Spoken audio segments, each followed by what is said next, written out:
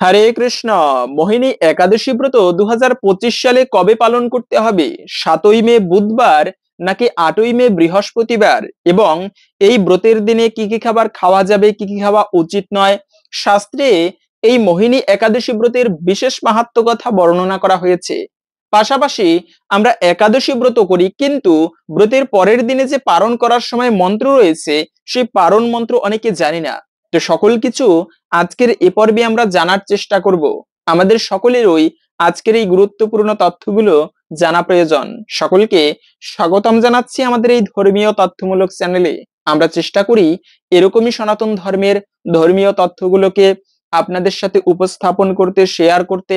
তাই আসুন আগামী কিছুক্ষণ সময় একসঙ্গে ধৈর্য ধরে আজকের এই গুরুত্বপূর্ণ তথ্যগুলো জেনে নেই। আশা করছি আজকের এই তথ্যগুলো আপনাকে অবশ্যই সমৃদ্ধ করবে। ভালো লেগে থাকলে অবশ্যই একটা লাইক করে কমেন্টে আপনার ইষ্ট দেবতার নামটি অথবা জয় শ্রীকৃষ্ণ ভগবানের জয় একবার হলেও লিখে যাবার অনুরোধ জানাচ্ছি। এই যে একাদশী ব্রত, এটি ভগবান শ্রীকৃষ্ণ বা বিষ্ণুর অত্যন্ত প্রিয় দিন। ঠিক যেরকম বৃহস্পতিবার মা লক্ষ্মীর দিন, শনিবার শনি দেবতার দিন, সোমবার প্রভু শিবের দিন, ঠিক তেমনি একাদশী ব্রতের দিনটি যে কোনো বার হোক না কেন, এটি হচ্ছে ভগবান শ্রী বিষ্ণুর অত্যন্ত প্রিয় দিন। তাই যদি কোনো ভক্ত এই একাদশীর দিনে একান্ত ভক্তি শ্রদ্ধার সহিত ব্রত করে ভগবান শ্রী বিষ্ণুর পুজো করতে পারে, তার ফলে তার জীবনের সমস্ত অশুভ কেটে যায় এবং সৌভাগ্যের উদয় হয়। বিশেষ করে সনাতন ধর্মে অনেক প্রকার ব্রত রয়েছে, যেমন কাত্যায়নী ব্রত, কার্তিক মাসে দামোদর ব্রত। এরকম করে যত প্রকার ব্রত হোক না কেন, সব থেকে শ্রেষ্ঠ ব্রত হচ্ছে কিন্তু এই একাদশী ব্রত, যার উপরে কোনো ব্রত নেই। বিশেষ করে বছরে 24টি একাদশী ব্রত রয়েছে, তার মধ্যেও একটি শ্রেষ্ঠ ব্রত হচ্ছে এই মোহিনী একাদশী ব্রত। এই ব্রতটি পালন করলে আমরা কি ফল প্রাপ্ত করতে পারি? প্রথমত হচ্ছে, শাস্ত্রে বলা আছে যে ব্যক্তি এই মোহিনী একাদশী ব্রত পালন করবে তাদের সর্ব দুঃখ নাশ হয়ে থাকে। মনে রাখবে, এই জগতে আমরা 3 ধরনের দুঃখ পাই। একটা হচ্ছে আদি ভৌতিক, আদি দৈবিক এবং আধ্যাত্মিক। এক ধরনের কষ্ট হচ্ছে অপর প্রাণীর থেকে প্রাপ্ত কষ্ট। অপর প্রাণী আপনাকে কষ্ট দিচ্ছে, মশা মাছির উপদ্রব, চুরি ডাকাতি। অপর জীবের থেকে বা অপরের থেকে প্রাপ্ত যে কষ্ট, সেটা হচ্ছে এক ধরনের কষ্ট। দ্বিতীয়ত হচ্ছে দৈবিক, দেবতাদের দ্বারা যে কষ্টগুলো আমরা প্রাপ্ত করে থাকি, অতিবৃষ্টি, অনাবৃষ্টি, অতিরিক্ত রৌদ্র, এরকম করে এই যে দেবতাদের মাধ্যমে যে কষ্ট, এটা হচ্ছে এক ধরনের কষ্ট। আর একটা হচ্ছে মানসিক কষ্ট। এই মানসিক কষ্টটা হচ্ছে সব থেকে ভয়ঙ্কর।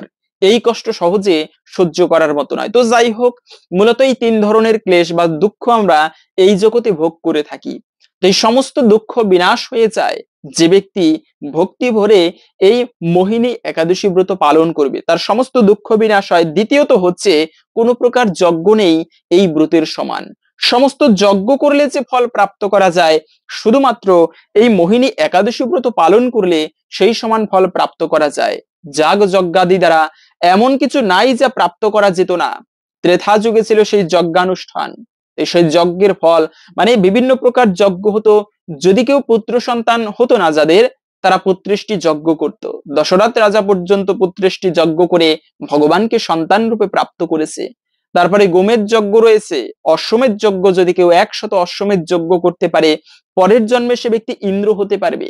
এরকম করে বিভিন্ন প্রকার যজ্ঞ রয়েছে আমাদের সনাতন ধর্মে। কিন্তু এই সমস্ত যজ্ঞ করলে যে ফল প্রাপ্ত করা যায়, তার থেকে অধিক ফল প্রাপ্ত করা যায় শুধুমাত্র এই একটি মোহিনী একাদশী ব্রত পালন করলে। আরো বলা হয়েছে যে জন্মার্জিত পাপরাশি বিধৌত হয়ে যায়। আমাদের জীবনে কত প্রকার পাপ করি, জানতে অজান্তে। আমি কোনো পাপ করিনি, আমি জানি, তারপরেও অজান্তেও আমাদের অনেক সময় অপরাধ হয়ে যায়, পাপ হয়ে যায়। তো জানতে কিংবা অজান্তে যত ভয়ানক পাপ রয়েছে, সকল পাপ বিধৌত হয়ে যায় যে ব্যক্তি একান্ত ভক্তি এবং শ্রদ্ধার সহিত এই ব্রত পালন করতে পারবে। তো 2025 সালে এই ব্রত কবে পালন করতে হবে তা আমরা জেনে নিচ্ছি। তার পূর্বে হচ্ছে, এই একাদশী ব্রত পালনের নিয়ম কি? যদিও আমরা অনেকে জানি একাদশী ব্রত পালনের নিয়ম কি, তারপরেও সংক্ষেপে জেনে নিচ্ছি। যে কোনো ব্রতের ক্ষেত্রে আগের দিনে সংযম পালন করতে হয়। আমরা অনেকে ব্রত করি, হুট করে পালন করি, কিন্তু আগের দিনে যে নিয়ম রয়েছে সেগুলো অনেকে পালন করি না। তো মনে রাখবে, একাদশী ব্রতের আগের দিনে কিছু নিয়ম আমাদের অবশ্যই পালন করতে হয়। যেমন আগের দিনে নিরামিষ খাবার গ্রহণ করতে হয়, মাছ মাংস আদি গ্রহণ করা উচিত নয়, সাত্বিক খাবার খেতে হয়। এবং দ্বিতীয়ত হচ্ছে, শুধু সাত্বিক আহার নয়, আমরা অনেকে খারাপ কথাবার্তা বলে থাকি, ঝগড়া দ্বন্দ্ব বিবাদ এগুলো করি। তো যতটা সম্ভব ঝগড়া দ্বন্দ্বকে এড়িয়ে চলবে, সাত্বিক আহার গ্রহণ করবে, চুরি টাসপাস এগুলো খেলা উচিত নয়। এভাবে করে আগের দিনটি, একাদশীর আগের দিনে প্রস্তুতি নেওয়া উচিত ব্রত করার জন্য। তারপরে ওভাবে করে একাদশীর আগের দিনে রাত্রিতে রুটি অথবা অন্নপ্রসাদ পাওয়ার পরে দাঁত ব্রাশ করে নেবেন। না হলে অনেক সময় হয় কি, আগের দিনে দাঁত ব্রাশ না করলে দাঁতের গোড়ায় খাবার আটকে থাকে, আর একাদশীর দিনে সেই খাবার পেটে গেলে এতেও কিন্তু ব্রতে দোষ লাগে। পাশাপাশি অনেকে দাঁত ব্রাশ করতে গেলে দাঁতের গোড়া থেকে রক্তক্ষরণ হয়, এবং একাদশীর দিনে যদি শরীর থেকে রক্তক্ষরণ হয় বা ব্রত করে যদি শরীর থেকে রক্তক্ষরণ হয়, সেই ব্রতে কিন্তু দোষ লাগে। তো এভাবে করে আপনারা একাদশীর আগের দিনে দন্ত ধাবন করে একাদশীর দিনটি খুবই ভোরে ভোরে ঘুম থেকে উঠবেন। একাদশীর দিনটি হচ্ছে মুখ্যত বিষয়। আমরা অনেকে ব্রত করি কিন্তু বেশি বেলা করে ঘুমাই। যে ব্যক্তি ঘুমিয়ে থাকে তার ভাগ্যটাও ঘুমায়, মনে রাখতে হবে। তাই বেশি বেলা করে ঘুমানো উচিত নয়। যারা সচেতন তারা তাড়াতাড়ি ঘুম থেকে উঠে। অন্ততপক্ষে সাধু পুরুষ যারা, যারা সাধনায় সহজে অগ্রসর হতে চায়, তাদের উচিত তাড়াতাড়ি ঘুম থেকে ওঠা, উঠেই স্নান করে ইষ্টদেবের সাধনায় বসা উচিত। যে ব্যক্তি সকালবেলা ভালোভাবে শুরু করে, প্রভাতকালে যে ব্যক্তি ইষ্টদেবের নাম করে, সকালবেলা ভালোভাবে মানে শুরু করে, ভগবানের নাম স্মরণ করে, গুরু প্রদত্ত মন্ত্র জপ করে, সে ব্যক্তির সেই দিনটি গুরুদেবের কৃপায় ভগবানের কৃপায় ভালোভাবে কাটার সম্ভাবনা থাকে। এভাবে করে আপনারা সকালবেলা ঠাকুর সেবা করে নেবেন। হয়তো আপনি অনেক ব্যস্ত, তারপরেও একটুকু আগে আগে উঠে ঘুম থেকে এই কার্যটি করে নেবেন। তারপরে আপনি কাজে যাবেন। এবং একাদশীর দিনটি হচ্ছে কেন উপবাস বলি আমরা, এই দিন একটুকু না খেয়ে থাকলেই কি উপবাস? না, উপবাসের প্রকৃত উদ্দেশ্য হচ্ছে উপমানে নিকটে বাস মানে বাস করা, মানে হচ্ছে এই দিনটি ভগবানের সন্নিকটে বাস করা, ভক্ত সান্নিধ্যে কাটানো। এখন আমি উপবাস করলাম, আজে বাজে সঙ্গ করে বেড়াচ্ছি, নিজের ইচ্ছা মতো চলি, ভক্ত সঙ্গ করি না, ভগবানের সেবা করি না, এটিকে প্রকৃত উপবাস বলে না। তো এই মোহিনী একাদশী, মনে রাখবে, দ্বাদশ মাসের মধ্যে একটা শ্রেষ্ঠ মাস হচ্ছে এই বৈশাখ মাস। আর সেই পুণ্যময় দিনে মাসের এই একটা শ্রেষ্ঠ একাদশী হচ্ছে কিন্তু মোহিনী একাদশী। প্রত্যেকে আপনারা এই দিনটি বিশেষ করে পালন করবেন। এবং অনেকে প্রশ্ন করে, একাদশী ব্রতের দিনে কি কি খাবার খাওয়া যাবে, কি কি খাওয়া উচিত নয়। তো একাদশীর দিনে যে কোনো প্রকার ফল খেতে পারবেন, তবে সর্বোত্তম হচ্ছে, এটা তো আমরা সবাই জানি, নির্জলা ব্রত করা। জল ফোঁটা পর্যন্ত পান করবে না। কিন্তু তিন ধরনের ব্রত রয়েছে, একটা হচ্ছে উত্তম, একটা হচ্ছে মধ্যম, আর একটা হচ্ছে অধম। তো এভাবে ব্রত করলে হবে। আপনি যদি কষ্ট হয়ে যায়, নির্জলা ব্রত করতে না পারছেন, অনেকে আছে আমি জানি একেবারে নির্জলা ব্রত করে প্রতিটা একাদশী। সেক্ষেত্রে অনেকের আবার গ্যাসের সমস্যা হয়। সেক্ষেত্রে আপনি যে কোনো প্রকার ফল আদি দুগ্ধ জাতীয় খাবার খেতে পারবেন। শুধু ফল খেয়েও হচ্ছে না, কষ্ট হচ্ছে, প্রবাসে অনেকে কাজ করে, তথাপিও চেষ্টা করে একাদশী ব্রত পালন করতে, কিন্তু ফল খেয়েও হচ্ছে না, কষ্ট হয়ে যাচ্ছে। সেক্ষেত্রে আপনি সবজি রান্না করে খেতে পারেন। যে কোনো প্রকার সবজি খাওয়া যাবে, মিষ্টি কুমড়া, মিষ্টি আলু, পেঁপে, কাঁচকলা, তারপরে হচ্ছে ফুলকপি, এগুলো আপনারা ঘি অথবা সূর্যমুখী তেল দিয়ে রান্না করে তারপরে ভগবানকে ভোগ নিবেদন করে সেই প্রসাদ গ্রহণ করতে পারেন। এভাবে ব্রত করলেও সেই ব্রতের ফল অবশ্যই আপনি প্রাপ্ত করতে পারবেন। তবে একটা বিষয় হচ্ছে, সেই সবজি রান্না করার সময় আমরা অনেকে আছে শাক দিয়ে থাকি। মনে রাখবে, পুঁই শাক, ঢেঁড়স, বটবটি, সিম, তারপরে হচ্ছে বেগুন, এগুলো কিন্তু একাদশী ব্রতের দিনে ভুলেও খাওয়া যাবে না, এতেও কিন্তু ব্রতে দোষ লাগে। পাশাপাশি আর একটা বিষয় হচ্ছে, আমরা এই যে সবজি রান্না করতে গিয়ে সরিষার তেল ব্যবহার করি, এটি খুবই গুরুত্বপূর্ণ বিষয়। আপনি ব্রত করেন কিংবা না করেন, কখনো ভুলক্রমেও পঞ্চরবি শস্য ভক্ষণ করা উচিত নয়। যে ব্যক্তি একাদশীর দিনে পঞ্চরবি শস্য ভক্ষণ করে, সে ব্যক্তি পাপ না করেও সকল পাপের ভাগী হতে হয় তাকে। তাই তো বলা আছে, মাতৃহা পিতৃহা চৈব ভাতৃহা গুরুহা তথা একাদশান্তু ইয়ো ভুয়াক্তি বিষ্ণু লোকচ্যুত ভাবেত। যে ব্যক্তি একাদশীর দিনে পঞ্চরবি শস্য ভক্ষণ করে, সে মাতৃহত্যা, ভাই হত্যা, গুরু হত্যা, ব্রাহ্মণ হত্যা, সকল ভয়ানক পাপের ভাগী হয়, পাপ না করেও। তাই আমাদের অবশ্যই একাদশী ব্রত পালন করা উচিত।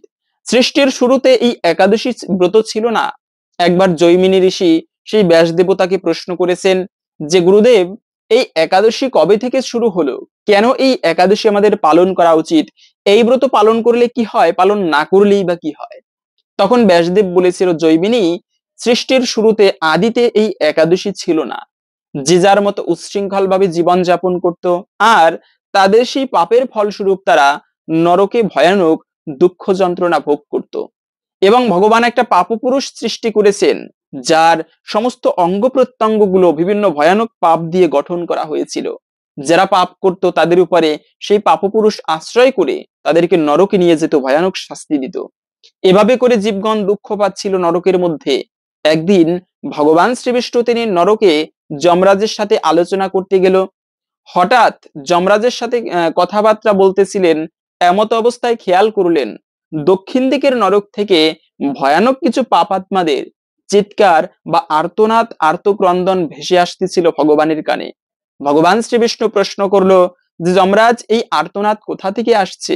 যমরাজ বলল, প্রভু কি বলবো দুঃখের কথা, পৃথিবীবাসী তারা বেশি বেশি পাপকর্ম করে, আর আজকে তারা সেই পাপকর্মের ফলস্বরূপ এই দুঃখ ভোগ করছে, নরকের ভয়ানক শাস্তি পাচ্ছে। তখন ভগবান শ্রীবিষ্ণু তখন সেই যমরাজের সাথে দক্ষিণ দিকের নরক দর্শন করতে গেল।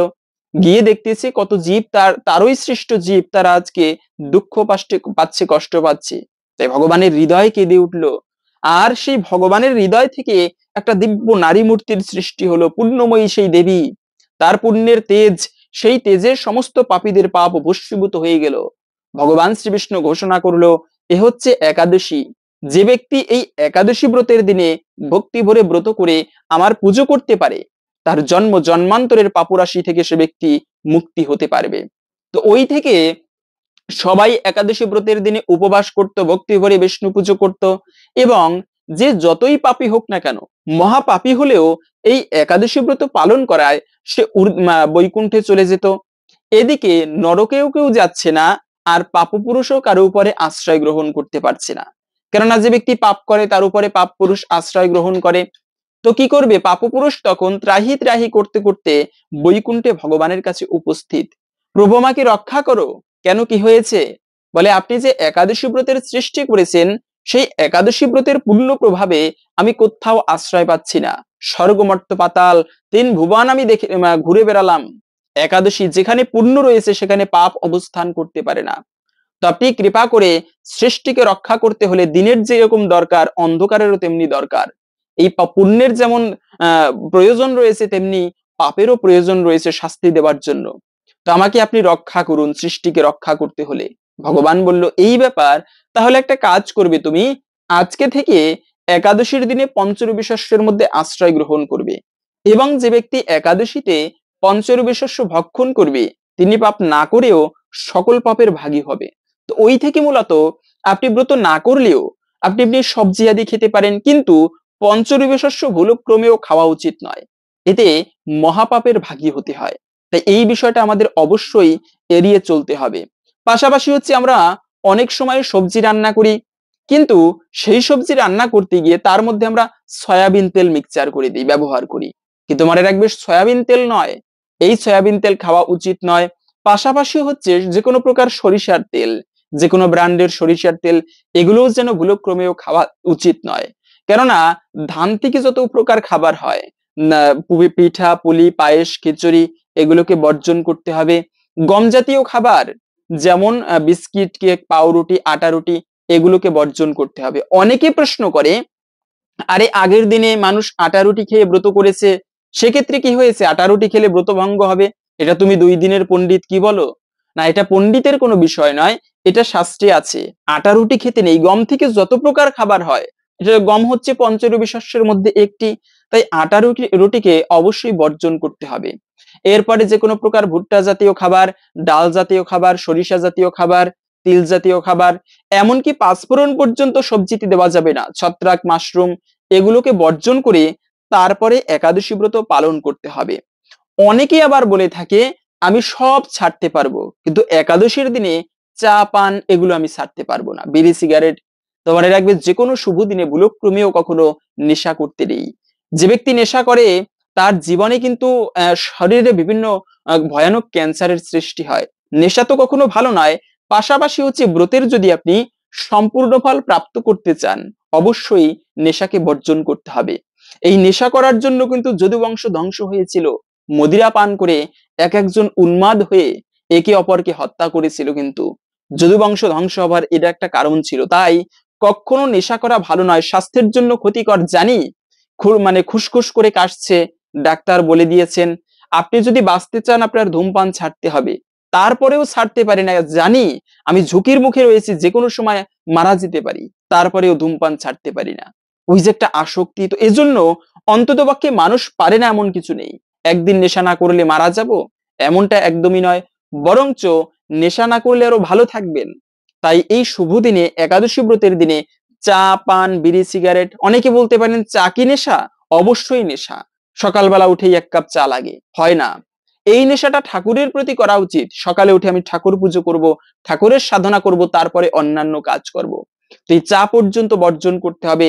এমনকি পান, পান কেন খাওয়া যাবে না? পান হচ্ছে একটা পাতা, সেটা খাওয়া যাবে, কিন্তু পানের মধ্যে যে চুন দেওয়া হয়, তারপরে তামাক পাতা দেওয়া হয়, এগুলোকে অবশ্যই বর্জন করতে হবে।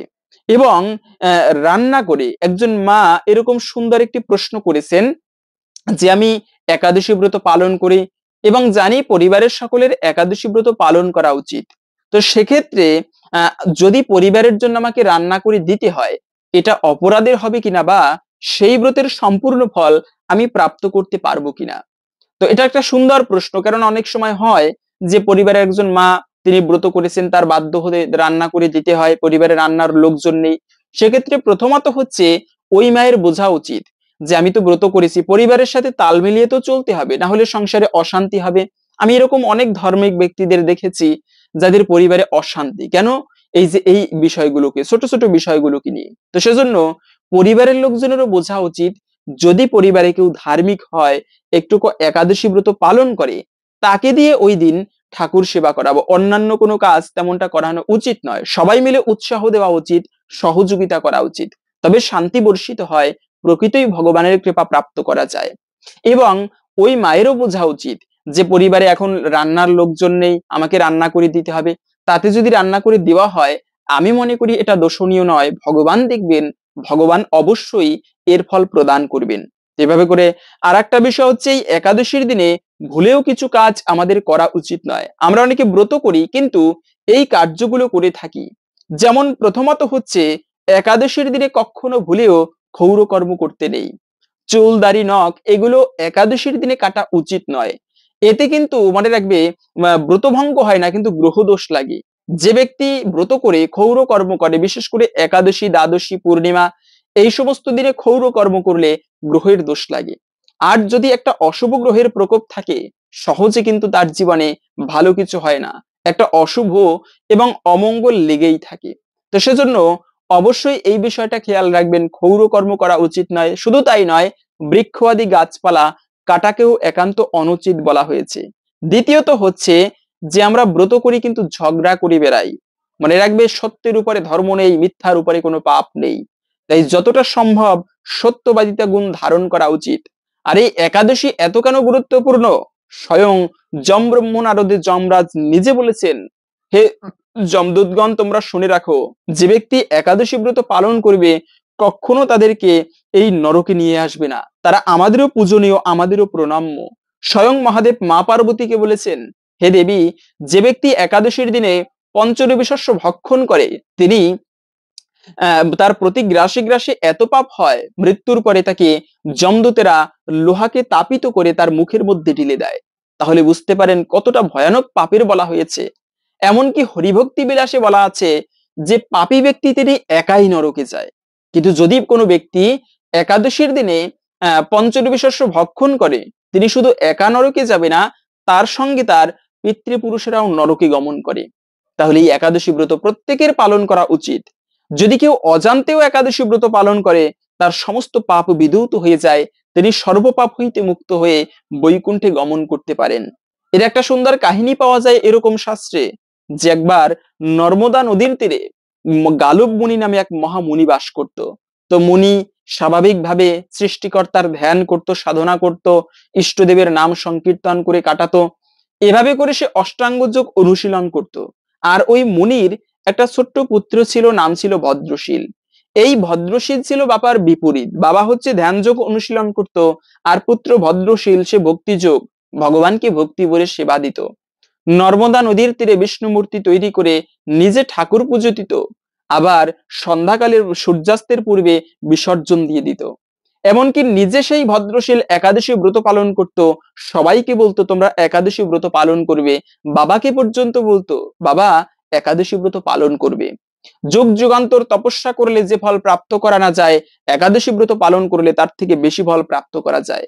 তো গালব মুনির মনে প্রশ্নের উদয় হলো যে আমি তো আমার পুত্র ভদ্রশীলকে এই একাদশী ব্রত করা, বিষ্ণু পুজো করা কখনো শিখাইনি, তাহলে ও কোথা থেকে এসব শিখলো? তো একদিন ভদ্রশীলকে বলতে লাগলো, পুত্র আমি তো তোমাকে এই বিষ্ণু পুজো করা শিখাইনি, একাদশী ব্রত করা শিখাইনি, কোথা থেকে এই সুন্দর বিষয়গুলো শিখলে তুমি? তখন ভদ্রশীল বলতে লাগলো যে পিতা, আমি হচ্ছি জাতিস্বর। জাতিস্বর মানে হচ্ছে যারা পূর্ব জীবনের কথা স্মরণ করতে পারে, এদেরকে বলা হয় জাতিস্বর। তো আমি হচ্ছি জাতিস্বর, আমার পূর্ব জীবনের কথা স্মরণে আছে। আমি পূর্বজন্মে ধর্মধ্বজ নামে এক রাজা ছিলাম। রাজ্য ধর্ম অনুযায়ী শাসন করতাম, প্রজাদেরকে নিজের পুত্রের মতো প্রতিপালন করতাম। রাজ্যে কোনো অনাচার ছিল না, দুর্ভিক্ষ ছিল না, ধর্ম অনুযায়ী পৃথিবী শাসন করতাম। কিন্তু ওই মন্ত্রীদের কুমন্ত্রণায় আমি অন্যায়ভাবে রাজ্য শাসন করতে লাগলাম, বিভিন্ন রাজ্য দখল করতে লাগলাম। রাজ্যে অরাজকতা দেখা দিল, যে যার মতো উচ্ছৃঙ্খল ভাবে জীবন যাপন করতে লাগলো। এভাবে করে পাপময় জীবন শুরু করে দিলাম। এদিক থেকে কি হলো, সেই মানে এভাবে করে একদিন মৃগয়া করতে গিয়ে আমি সৈন্যদেরকে হারিয়ে বনের মধ্যে একাকী ঘুরে বেড়াতে লাগলাম। একদিন সেই বনের মধ্যে ঘুরে বেড়াচ্ছি, সারাদিনে কিছু আহার করিনি, জল ফোঁটা পর্যন্ত পান করিনি। খেয়াল করলাম সেই বনের মধ্যে কিছু তীর্থযাত্রী এসে তারা রাত্রি জাগরণ করছে। আমিও তাদের সঙ্গে সেই রাত্রি জাগরণ করে রইলাম। প্রচন্ড ক্ষুধা তৃষ্ণায় পরের দিন আমাদের দেহত্যাগ হলো এবং যমদূতেরা আমাকে বেঁধে যমলোকে নিয়ে গেল। এভাবে করে যমদূতেরা আমাকে যমলোকে নিয়ে গেল। তখন যমরাজ চিত্রগুপ্তকে প্রশ্ন করলো যে দেখো এর জীবনে কি পাপ রয়েছে? চিত্রগুপ্ত বলল, মহারাজ এ ব্যক্তি জীবনে ভয়ানক পাপকার্য করেছে, কিন্তু মৃত্যুর আগে একাদশী ব্রত পালন করেছে। শুনেই যমরাজ তার সিংহাসন থেকে নেমে ধর্মধ্বজ রাজাকে সাষ্টাঙ্গে প্রণাম করলো, যথাযোগ্য সম্মান উপহার আদি প্রদান করে সেই ধর্মধ্বজ রাজাকে বৈকুণ্ঠে পাঠিয়ে দিল। এবং তখন যমদূতদেরকে ডেকে বলেছিল যে শুনে রাখো, আজ থেকে যখনই তোমরা একাদশী ব্রত পালনকারীকে দর্শন করবে, তাদেরকে দূর থেকে প্রণাম করবে, কখনো তাদেরকে নরকে নিয়ে আসবে না। এবং হে পিতা, সেই বৈকুণ্ঠ লোকে ভগবান শ্রী বিষ্ণুর সাথে অযুত কোটিকাল দিব্য সুখ ভোগ করে আজকে একাদশী ব্রতের প্রচার করতে তোমার মতো মহামুনির পুত্র হয়ে জন্মগ্রহণ করেছি। তাই এই জন্মেই আমি একাদশী ব্রত পালন করে প্রচার করে ভগবানের কাছে ফিরে যেতে চাই। এ হচ্ছে একাদশী ব্রত পালনের ফল। তাই প্রত্যেকের একাদশী ব্রত করা উচিত এবং এই দিনে ব্রত করে, ব্রত করেন কিংবা না করেন, কখনো মিথ্যা কথা বলতে নেই। যে যুধিষ্ঠির মহারাজ, সত্যবাদী যুধিষ্ঠির, তিনি কখনো কোনোদিন মিথ্যা কথা বলেনি। কিন্তু একবার একটা মিথ্যা বলেছিল, মিথ্যা নয় ভুল বুঝিয়েছিল, অশ্বত্থামা হত ইতি গজ। এই যুধিষ্ঠিরের রথ মাটির উপর দিয়ে, শূন্যের উপর দিয়ে চলতো তার সত্যের গুণে, সত্যের তেজে। কিন্তু যখনই এই কথা বলেছে অশ্বত্থামা হত ইতি গজ, সাথে সাথে যুধিষ্ঠিরের রথ মাটি স্পর্শ করেছিল। যুধিষ্ঠির মহারাজকে নরক দর্শন করতে হয়েছিল। তাই কদাপি কখনো মিথ্যা বলা উচিত নয়। ঝগড়া, দ্বন্দ্ব, বিবাদ, এই অপশব্দ প্রয়োগ করা, গালিগালাজ করা উচিত নয়। অন্ততপক্ষে এই একাদশী ব্রতের দিনটি আমাদের সংযত হওয়া উচিত। দ্বিতীয়ত হচ্ছে যে তুলসী পত্র চয়ন করতে নেই। মনে রাখবে, একাদশী ব্রতের দিনে তুলসী পত্র শুধু একাদশী নয়, পূর্ণিমা, অমাবস্যা, একাদশী, দ্বাদশী, এই সমস্ত দিনে ভুলক্রমেও ঠাকুর পুজো করতে গেলে অবশ্যই তুলসী পত্র লাগবে। এবং অনেকে প্রশ্ন করেন যে একাদশীর দিনে তুলসী বৃক্ষে জল দেওয়া যাবে কিনা। সেক্ষেত্রে অনেকে এরকম বলে থাকে, বৃন্দাবনের মহারাজরা বলেছেন একাদশীতে তুলসীতে জল দেওয়া যায় না নাকি। সেক্ষেত্রে তুলসীতে যে জলদান মন্ত্র, তা হচ্ছে ওম গোবিন্দ বল্লভম দেবীম ভক্ত চৈতন্য কারিণীম স্নাপয়ামি জগদ্ধাত্রীম কৃষ্ণ ভক্তি প্রদায়িনাম। হে গোবিন্দের বল্লভ প্রেয়সী তুলসী মহারানী, আমি তোমাকে স্নান সেবা নিবেদন করতেছি। এখন একাদশীর দিনে যে কেউ স্নান করে, তো সেক্ষেত্রে আপনি অবশ্যই তুলসীতে জল দিতে পারবেন, এটি অপরাধের নয়। অনেকে যুক্তি দেখায় যে তুলসী মহারানীও তিনি ব্রত করে, তাই একাদশীতে তুলসীতে জল দিলে এতে নাকি ব্রতভঙ্গ হয়। না, এটি শাস্ত্রের সম্পূর্ণ অপব্যাখ্যা বা অপযুক্তি। আপনি অবশ্যই একাদশীতে তুলসী দেবীকে জল দিতে পারবেন, এটা অপরাধের নয়। তো এবং আর একটা বিষয় হচ্ছে, এই তুলসী সেবা করা এটি ভালো, কিন্তু একাদশীর দিনে সেই তুলসী পত্র চয়ন করাকে নিষিদ্ধ বলা হয়েছে। ভগবানের পুজো করতে গেলে তুলসী পত্র অবশ্যই লাগে। তাহলে কথা হচ্ছে একাদশীতে তুলসী পত্র চয়ন না করলে কি করা যায়? আপনারা তুলসী পত্র আগের দিনে চয়ন করে রাখবেন। কখনো তুলসী পত্র বাসি হয় না। আগের দিনে তুলসী চয়ন করে রাখবেন। মানে পূর্ণিমা, অমাবস্যা, একাদশী, দ্বাদশী দুপুর বেলা তেল মেখে অপবিত্র অবস্থায় এই সমস্ত দিনে তুলসী পত্র চয়ন করতে নেই। এতে হরির মস্তক ছেদন করলে যে পাপ হয়, সেই পাপের ভাগী হতে হয়। তাই এই তুলসী পত্র মনে রাখবে, একাদশীর দিনে চয়ন করা একান্তই নিষিদ্ধ, এতে মহাপাপের ভাগী হতে হয়। দ্বিতীয়ত হচ্ছে একটা বিষয়, যে এই একাদশীর দিনে মনে রাখবে দান করা মহাপুণ্যের, দানের উপরে কোনো বিষয় নেই এই জগতে। তাই দান খুবই মহাপুণ্যের বলা হয়েছে। দানি দ্রব্যেন শুদ্ধতি, দানের মাধ্যমে দ্রব্য শুদ্ধ হয়। কিন্তু যদি সেই দান একাদশীর দিনে করা হয়, যেমন অন্নদান একাদশীতে নিষিদ্ধ। আমরা অনেক সময় বৈষ্ণব সেবা দেই বা বৈষ্ণবদেরকে ভোজন করাই একাদশীর দিনে। ওই যে পঞ্চরবি শস্যের মধ্যে ভয়ানক পাপপুরুষ আশ্রয় গ্রহণ করেছে, সেজন্য একাদশীতে কখনো ভুলেও অন্নদান করতে নেই। অনেক সময় আমরা বাড়িতে একাদশীর দিনে শ্রাদ্ধ পড়েছে, কি করব, সেজন্য সমাজের কিছু পণ্ডিত রয়েছে যারা একাদশীর দিনে শ্রাদ্ধ করে থাকে। কিন্তু এটি হরিভক্তি বিলাস অনুসারে স্পষ্টভাবে বলা হয়েছে একাদশীতে অন্নদান করা নিষিদ্ধ। অন্নদান যা দ্বারা ক্ষুধা নিবৃত্ত হয়, এটি মহাপুণ্যের দান, কিন্তু একাদশীতে সেই অন্নদান করা একান্তই নিষিদ্ধ। এটা ত্রয়স্তেন রকমান্তি, মানে হচ্ছে ইয়ে কুর্বন্তি মহিপাল শ্রাদ্ধম একাদশী দিনে ত্রয়স্তেন রকম ইয়ান্তি দাতা ভোক্তা পরে কত। যে ব্যক্তি একাদশীর দিনে শ্রাদ্ধ করবে, তিনজন ব্যক্তি নরকে যাবে। এক হচ্ছে যার উদ্দেশ্যে শ্রাদ্ধ করবে সেই শ্রাদ্ধদৃষ্ট ব্যক্তি, দ্বিতীয়ত হচ্ছে যারা সেই শ্রাদ্ধ করবে এবং যারা সেই শ্রাদ্ধে ভোজন করবে, এই তিনজনই নরকে যাবে। এজন্য কখনো উচিত নয় একাদশীতে শ্রাদ্ধ করা। এতে কিন্তু মহা অপরাধ হয়ে থাকে বা মহাপাপের ভাগী হতে হয়। তাই কখনো, এমনকি ভগবান শ্রীকৃষ্ণ পর্যন্ত মা যশোদাকে একাদশীতে অন্ন আহার করতে নিষিদ্ধ করেছেন। ভগবান হওয়া সত্ত্বেও তিনি জগতে প্রচার করেছেন একাদশীর দিনে অন্ন খেতে নেই, দান করতে নেই। একবার মা যশোদা দেবী তিনি অন্ন রান্না করতেছিল, তখন কৃষ্ণ গিয়ে মায়ের হাতটি ধরেছে। যদিও বৃন্দাবনের সমস্ত ব্রজবাসী তারা সবাই একাদশী ব্রত পালন করত, কিন্তু ওই দিনে যশোদা দেবীর খেয়াল ছিল না। তো কৃষ্ণ যশোদা মায়ের হাতটি ধরলো, মা আজকে তুমি জানতে না আজকে একাদশী ব্রত? যশোদা দেবী বলল, না কৃষ্ণ, আজকে তো জানতাম না। তাহলে তুমি এই অন্ন এই একাদশীর দিনে গ্রহণ করবে না। তো যশোদা দেবী তখন একটা ধর্ম সংকটে পড়লেন। এই অন্ন একাদশীতে গ্রহণ করা মহাপাপের, আবার অন্ন ফেলে দেওয়াও পাপের, তাহলে কি করা যায়? তখন যশোদা সেই অন্ন যমুনায় ফেলতে গেলেন। যমুনা দেবী উঠে এসে হাত জোর করে ক্ষমা প্রার্থনা করলেন যে মা, এই অন্ন তুমি আজকে এই একাদশীর মতো পুণ্যময় দিনে যমুনাও অন্ন গ্রহণ করবে না। যশোদা দেবী কি করবেন, ধর্ম সংকটে পড়লেন। তখন গালে হাত দিয়ে সেই যমুনা নদীর পাশে বসে রইলেন। কি করা যায়, কেননা অন্ন নষ্ট হলে এতে লক্ষ্মী রুষ্ট হয়, আর সংসার থেকে লক্ষ্মী হানি হয়, আবার একাদশী দিনে খেতেও পারবে না। তো তখন মকর মাছ দেখলো যে মা যশোদা তিনি কান্না করছে বা গালে হাত দিয়ে বসে রয়েছে। প্রশ্ন করলো, মা তুমি কেন কান্না করছো? তুমি হচ্ছে কৃষ্ণের মা, কৃষ্ণকে ভগবানকে তুমি শাস্তি দাও, তুমি তো কখনো কান্না করো না বা দুঃখ পাও না, তুমি কেন দুঃখ পাচ্ছ?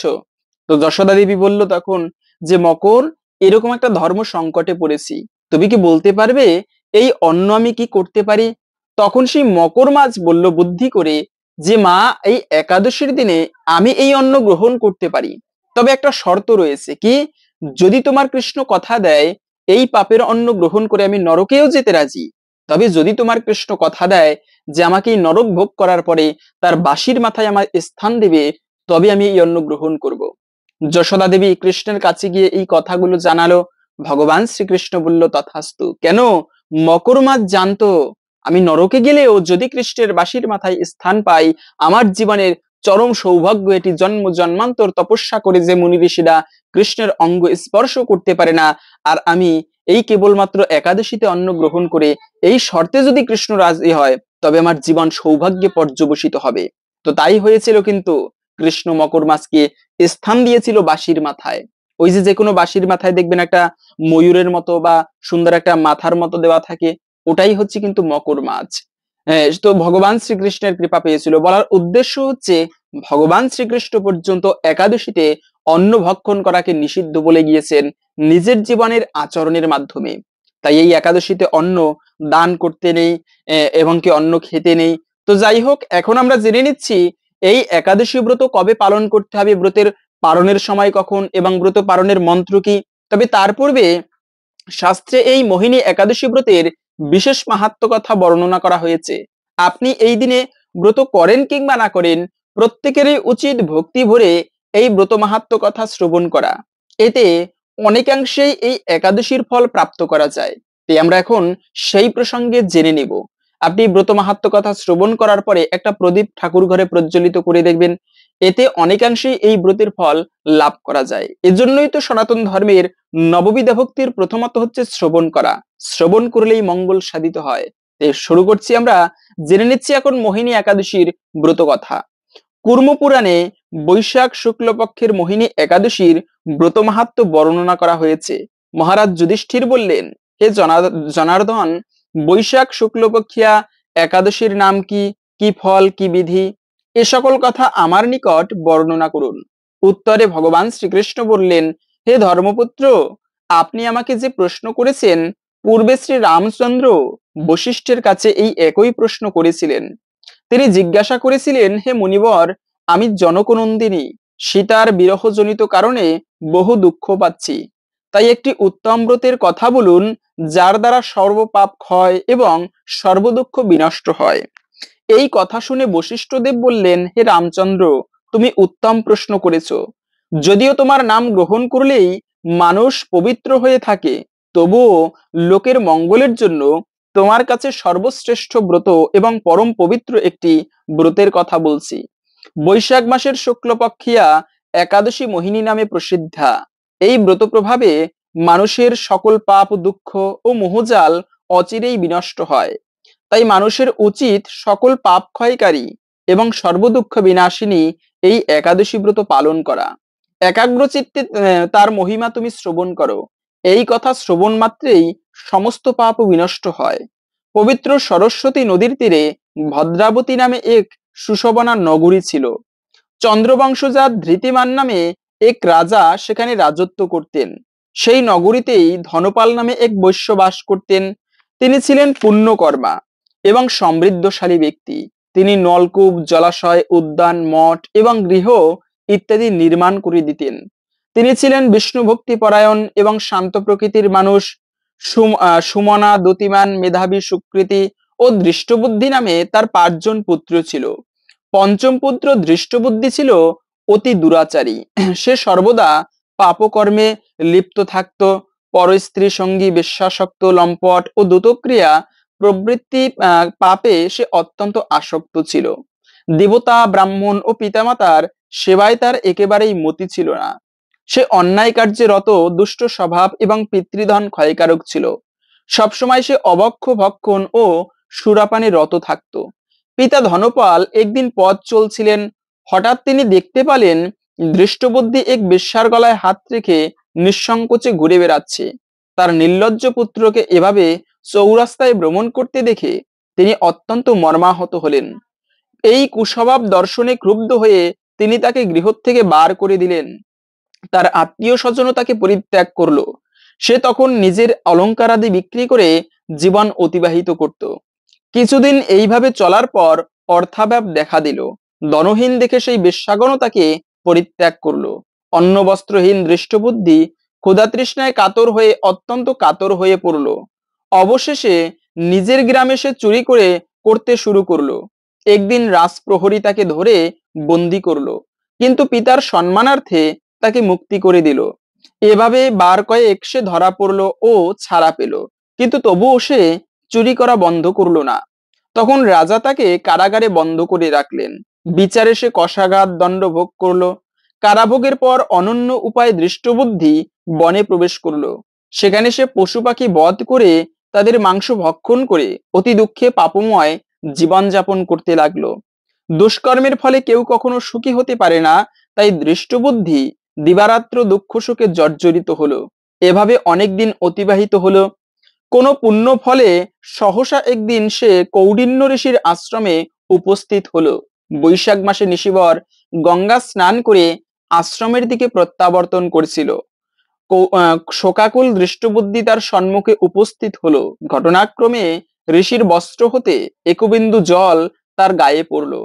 সেই জল স্পর্শে তার সমস্ত পাপ দূর হলো। হঠাৎ তার শুভবুদ্ধির উদয় হলো। ঋষির সামনে সে কৃতাঞ্জলি পুটে প্রার্থনা করতে লাগলো, হে ঋষি শ্রেষ্ঠ, যে পুণ্য প্রভাবে আমি এই ভীষণ দুঃখ যন্ত্রণা থেকে মুক্তি লাভ করতে পারি তা কৃপা করে আমাকে বলুন। ঋষি বললেন, বৈশাখ মাসের শুক্লপক্ষে মোহিনী নামে যে প্রসিদ্ধা একাদশী আছে, তুমি সেই ব্রত পালন করো।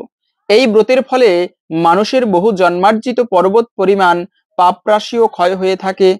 মহামুনি বশিষ্ঠ বললেন, কৌডিন্য ঋষির উপদেশ শ্রবণ করে প্রসন্ন চিত্তে দৃষ্টবুদ্ধি সেই ব্রত পালন করলো।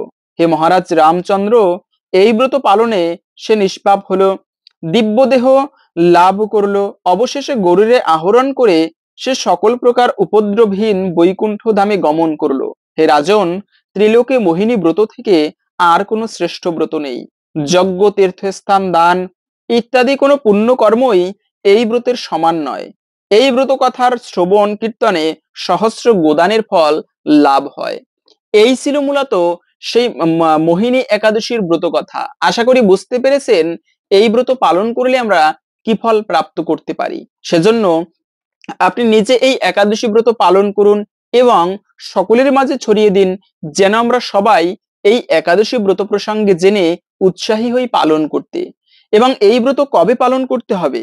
একাদশী তিথি শুরু হবে মূলত আগামী 7ই মে বুধবার দুপুর 12:45 থেকে, থাকবে মূলত আগামী 8ই মে বৃহস্পতিবার দুপুর 1:53 পর্যন্ত। এই সময়টুকুর মধ্যে এই মোহিনী একাদশী তিথি থাকবে। সেজন্য উদয়া তিথি মেনে আমাদের এই একাদশী ব্রত পালন করতে হবে আগামী 8ই মে বৃহস্পতিবার। এবং এই ব্রত যত ভালোভাবে পালন করি না কেন, যদি ব্রতের সঠিক সময়ের মধ্যে পালন করা না হয়, তবে কিন্তু একাদশী ব্রতের সম্পূর্ণ ফল প্রাপ্ত করা যায় না।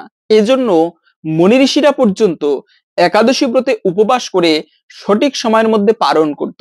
তো পালন করতে হবে আগামী পরের দিনে, যেদিনে ব্রত করবেন তার পরের দিনে পালন করতে হবে সকাল 5:19 থেকে 9:43 পর্যন্ত। এই সময়ের মধ্যে পালন করবেন। অনেকে আছে নতুন একাদশী ব্রত শুরু করে, সেক্ষেত্রে আমরা জানি না পালনটা মূলত কি। তো পালন হচ্ছে যখন ব্রত ভঙ্গ করা হয় ওই বিষয়টাকেই পালন বলে। তো পালনের সময় একটা মন্ত্র থাকে, আপনারা পঞ্চরবি শস্য দিয়ে সকালবেলা উঠে ভগবানের কাছে প্রার্থনা করে পঞ্চরবি শস্য প্রসাদ দিয়ে তারপরে পালন করবেন। কিন্তু পালনের সময় যে বিশেষ মন্ত্র রয়েছে তা আমরা অনেকে জানি না, উচ্চারণ করি না। তো পালন মন্ত্র প্রত্যেকের বলা উচিত। সেই মন্ত্রটি হচ্ছে, একাদশাম নিরাহার ব্রত নানে নকে সবা প্রসিদ সুমুখনাথ জ্ঞানদৃষ্টি প্রদভব। এভাবে করে আপনারা মন্ত্র না জানলেও বাংলায় ভগবানের কাছে প্রার্থনা করবেন, হে প্রভু, এই যে একাদশী ব্রত পালন করেছি, যদি এর মধ্যে কোনো ভুল ত্রুটি হয় তুমি কৃপা করে ক্ষমা করে দাও এবং এই একাদশী ব্রতকে পূর্ণ করো। এভাবে যার যেরকম ভক্তি রয়েছে সেই অনুসারে প্রার্থনা করে তারপরে এই একাদশী ব্রত ভঙ্গ করবেন। হরে কৃষ্ণ। আশা করছি আজকের এই গুরুত্বপূর্ণ তথ্যগুলো জেনে আপনি একটুকু হলেও সমৃদ্ধ হয়েছেন। ভালো লেগে থাকলে অবশ্যই একটা লাইক করে কমেন্টে আপনার ইষ্ট দেবতার নামটি অথবা জয় শ্রীকৃষ্ণ ভগবানের জয় একবার হলেও লিখে যাবার অনুরোধ জানাচ্ছি। ভগবান শ্রীকৃষ্ণের কৃপায় সকলের জীবনে মঙ্গল হোক এই কামনা করে আজকের ভিডিওটা এখানে সমাপ্ত করছি। হরে কৃষ্ণ।